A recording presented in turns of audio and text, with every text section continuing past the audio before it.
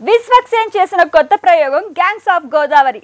ఫలక్నుమా దాస్ కి ఇది కోస్తా ఆంధ్ర స్టైల్ అంటున్నారు. ప్రమోషన్ ఎలా ఉన్నా ఈ సినిమా థియేటర్స్ లో సందడి చేస్తోంది. హైప్ బానే వచ్చింది. మరి అంచనాలకు తగ్గట్టే సినిమా హిట్ మెట్టెక్కిందా?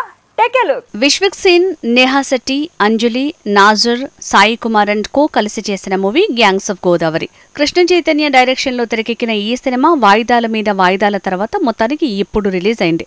వరల్డ్ వైడ్ గా థియేటర్స్ లో సందడి చేస్తోంది. కొవ్వూరు గ్రామంలో హీరో రత్నం పొలిటికల్ అంబిషన్ తో ఎమ్మెల్యే దొరస్వామి బృందంలో చేరిపోతాడు. తర్వాత నానా టీం కి మారి ఏకంగా ఎమ్మెల్యే అయిపోతాడు. కట్ చేస్తే తన ప్రవర్తన మారుతుంది. చాలా మందితో శత్రుత్వం పెరుగుతుంది. మరి వాళ్లను తనెలా ఎదిరించాడు? బుజ్జితో తనకున్న సంబంధం ఏంటి?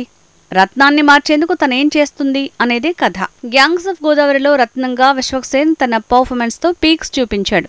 నాజర్, సాయి కుమార్ ఉన్నా వాళ్ల పాత్రలకు పెద్దగా స్కోప్ లేక సోసోగా సరిపెట్టారు. అంజలి కూడా పర్లేదనిపించింది. గ్యాంగ్స్ ఆఫ్ గోదావరిలో రత్నం పాత్రలో విశ్వక్సేన్ బానే నటించిన యాస విషయంలో అక్కడక్కడ చిన్న చిన్న పొరపాట్లు కనిపించాయి. ఇక యువన్ శంకర్ రాజా మ్యూజిక్, సాంగ్స్ పరంగా, స్కోర్ పరంగా కలిసొచ్చింది.